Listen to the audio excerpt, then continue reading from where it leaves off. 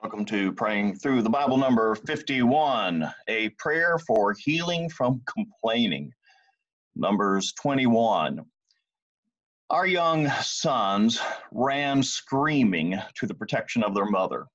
In our desert-like, then Florida background, they spied a coral snake, a deadly venomous snake. Since the harmless king snake mimics the coral snake, someone devised this poetic mnemonic device. Red on black, friend of Jack. Red on yellow, watch out, fellow. Mama gets a hoe and cuts off the head of the snake. Mama did what Eve should have done. Characteristically, in Numbers 21, Israel becomes impatient because of their journey. Verse 4. Impatience leads to complaining. Verse 5.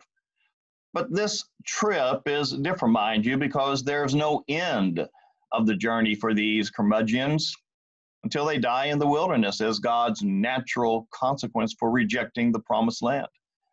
Nothing is going to change. If nothing is going to change, then what good is accomplished by getting impatient and complaining?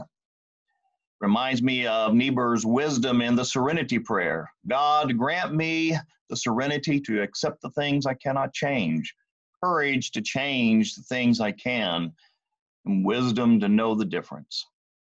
Reminds me of the common sense wisdom to stop complaining about what isn't going to change. Reminds me of me.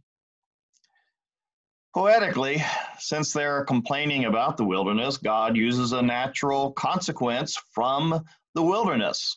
Again, this time sending poisonous, literally burning snakes. Consequently, many die. Chapter 21, verse 6. Reminds me of another serpent story where people died.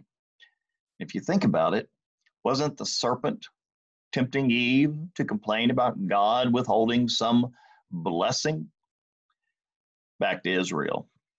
I doubt these cantankerous people praise God every day that they did not die by the snakes in the wilderness due to God's providential care.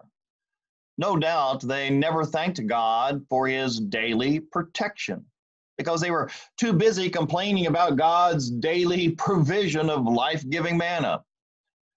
Sometimes pain and suffering comes from God taking away, removing his hand, letting this cursed world curse us because we have cursed God. Israel's credit, they confess their sin, begging in chapter 21, verse 7, intercede with the Lord so that he will take the snakes away from us. Sadly, these sinners don't believe they can pray to God directly.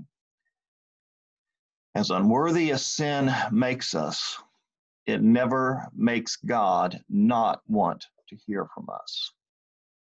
Strangely, to those unfamiliar with the foreshadowing of John 3, chapter 4, God commands Moses to make a snake image and mount it on a pole. When anyone who is bitten looks at it, he will recover. Chapter 21, verse 8. Why is this not a violation of the second commandment to not make graven images? Only one answer, because God himself commanded it. Predictably, Israel later idolizes it. 2 Kings chapter 18, verse 4. Ambulances today have the rod of Asclepius imprinted on them, if I pronounce that right. Snakes have historically been perceived as possessing therapeutic powers. Ironic, since through a serpent, all illnesses receive power in this world. As always, God, through grace, sinners are healed by faith when they obey. Chapter 21, verse 6. I doubt any of the Israelites argue, but looking at the snake is a work. Desperate sinners are less likely to argue with God than book theologians. Eve's snake caused death. God's snake caused life. Only God has the power to use death for life. That's the power of the cross. Are we looking to the cross for healing? That's the gospel. There's another lesson found in the cross too. How can we cut off the head of our complaining? That leads us to our prayer challenge. Contentment is found in ceasing to pray for release by looking to the example of Jesus' cross, accepting God's will, just as Jesus did. Acceptance is a type of healing. Pray for this healing so that we will stop complaining about our problems. This has been Praying Through the Bible, number 51, Numbers 21, a prayer for healing from complaining. This has been a blessing to you. Please share. Please subscribe. And please pray for me. Start praying. Thank you.